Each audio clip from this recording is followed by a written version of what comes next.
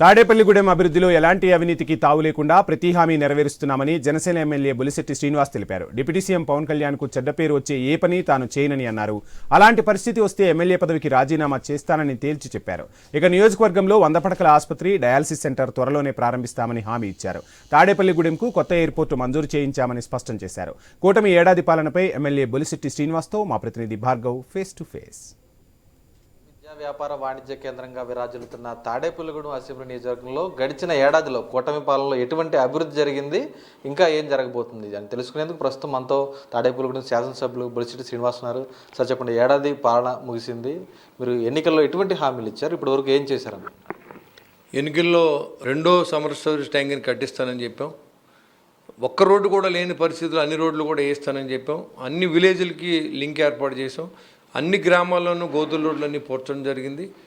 మరి తాడిపూడిపట్నంలో మనం ఆ రోజు చెప్పిన ప్రకారం ఇంకా మనం చేయవలసిన పనులన్నీ చాలా ఉన్నాయి. ఇక్కడ ఆ రోజు ఏదైతే మనం 2014-19 లోపల శాంక్షన్ చేయించినటువంటి పనులు కూడా ఆపేశారు గత ప్రభుత్వంలో 5 సంవత్సరాల్లో. ఇండోర్ స్టేడియం కానీ, స్విమ్మింగ్ పూల్ కానీ, అదేవిధంగా హై స్కూల్ని మళ్ళీ డెవలప్ చేసే విధానంలో కానీ స్పోర్ట్స్ అన్నీ ఇక్కడే ఉండాలని, స్పోర్ట్స్ హబ్గా తయారు చేయాలి అనే ఆలోచనతో నేను అనుకున్న దానికంటే కూడా అవన్నీ నేను చెప్పలేదు.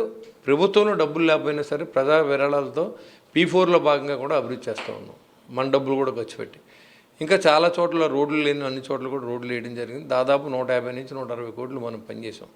అంతేకాకుండా ఎక్కడ మా ఊర్లో 4 ఫ్లైఓవర్స్ ఉండాలి. ఎందుకంటే గేటు దాటేటప్పుడు ప్రాణాలు పోయే విషయంలో కానీ, జర్నీకి అంతరాయం కలిగించే విధంగా గేట్ వేస్తే ఒక పావుగంట నుంచి అరగంట ఆగిపోయే జగన్నాథపురం వెళ్ళడానికి నవాపాలెం గేటు కానీ, పత్తిపాడు గేటు కానీ, అదే ఆరుళ్ళ గేటు కానీ, చోలుపాలెం దగ్గర మనకి ఏదంటే మనకి దాన్ని NH-16లో కలపడానికి అక్కడ ఒక ఫ్లైఓవర్ని శాంక్షన్ చేయించడం దాదాపు 250 కోట్లతో మనం శాంక్షన్ చేయించాం. ఏదైతే ఎయిర్ ఫీల్డ్ అనేది చిరకాల కోరిక ఇక్కడ ఉన్న ప్రజలకు కావాలని, దాన్ని కూడా మన గౌరవ చంద్రబాబు నాయుడు గారి ఆశీస్సులతో కేంద్ర ప్రభుత్వాన్ని ఒప్పించి కూడా భీమవరం మనకి అడిగినప్పుడు కూడా మనకి ఇక్కడ తాడేపల్లిగూడెం శాంక్షన్ చేయించడం జరిగింది. 428 కోట్ల రూపాయలను ఆల్రెడీ భూసేకరణకి డబ్బులు కూడా ఇవ్వడం జరిగింది. 1.8 క్రోర్స్ని ఆల్రెడీ సర్వే సంస్థకి ఇచ్చి దానిలో ఉన్న ఫీజిబిలిటీ రిపోర్ట్ కూడా ఇవ్వమని కూడా చెప్పడం జరిగింది. ఇవన్నీ మనం ప్రయోగాత్మకంగా సక్సెస్ఫుల్గా మనం శాంక్షన్ చేయించాం. అది టైం పట్టచ్చు. భోగాపురం ఎయిర్పోర్ట్ ఎన్నాళ్ళు స్టార్ట్ అయింది మీకు తెలుసు. ఇదన్నీ ప్రాజెక్టులో జరగాలి తప్ప ఓవర్ నైట్ మనం చేసే పనులు కాదు, అది అందరికీ తెలుసు. అంతేకాకుండా అన్ని పంచాయతీల్లోనూ ముఖ్యంగా పంచాయతీ సర్పంచ్ కానీ, ఎంపీటీసీ కానీ, జడ్పీటీసీ కానీ ఎక్కడ కూడా నేను సర్పంచ్ అని చెప్పుకునే పరిస్థితులు లేరు, ఏ పార్టీ అయినప్పుడు కూడా. ఇవాళ పవన్ కళ్యాణ్ గారు వచ్చిన తర్వాత అన్ని పంచాయతీలు కూడా స్వేచ్ఛ వైలు ప్రసాదించారు. ఇవాళ రైతులు మా ధాన్యం సగం పండితే కొంత 1/4 భూమిని ఆక్వా రైతులు ఉన్నారు మా దగ్గర. 1/4 1/3 మనకి ఎంత రైతు వారి విభాగం ఉంది, కొంత హార్టికల్చర్ ఉంది, కొంత ధాన్యం ఎక్కువ పండిస్తూ ఉంటారు. ఆ ధాన్యం డబ్బులు ఇదివరకు తోలితే ఎప్పుడు వస్తాయో కూడా తెలియదు. దాన్ని మనం 48 అవర్స్లోకి అకౌంట్లోకి వేసిన సందర్భం గడిచిన 2 సీజన్లో. కాబట్టి రైతుకి నమ్మకం కలిగించాం, రైతుకి భరోసా కల్పించాం. విలేజ్ అన్నింటిలో కూడా రోడ్లు వేస్తూ ఉన్నాం. NRGS నిధులు తీసుకొచ్చాం. 15th ఫైనాన్సు ఆర్థిక సంఘం నుంచి కూడా డబ్బులు రిలీజ్ చేయించాం. పంచాయతీలన్నీ కూడా సుభిక్షంగా ఉండే విధంగా ఈ ప్రభుత్వం పనిచేస్తూ ఉంది. అంటే తాడేపల్లిగూడెం మున్సిపాలిటీకి మీరు చైర్మన్ చేసిన తర్వాత ఇప్పటి వరకు ఎన్నికలు జరగలేదు. మరి పురపాలకంలో ఉన్నటువంటి అభివృద్ధి ఏ విధంగా ఆగిపోయింది అనుకోవచ్చు? దోమలగూడెంగా పేరొందినటువంటి ఇక్కడ ఆ దోమల బెడద పూర్తిగా తగ్గుతుంది అనుకోవచ్చా?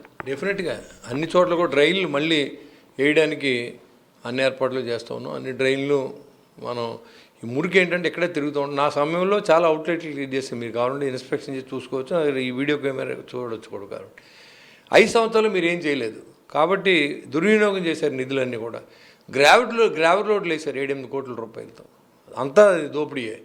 అలా కాకుండా ఇవాళ అన్ని చోట్ల సిమెంట్ రోడ్లు, తార్ రోడ్లు, డ్రైన్లు, ఈ మురుకు బయటికి వెళ్ళడానికి కూడా దాదాపుగా 70 కోట్లతో అర్బన్ డెవలప్మెంట్ నుంచి ఒక కేంద్ర ప్రభుత్వం 80% నిధులను ఇస్తూ ఉంది. దాంట్లో కూడా అప్లై చేయడం జరిగింది. నా చేతనైనంత వరకు కేంద్ర ప్రభుత్వం ఉన్న స్కీములు వాడుతున్నాం.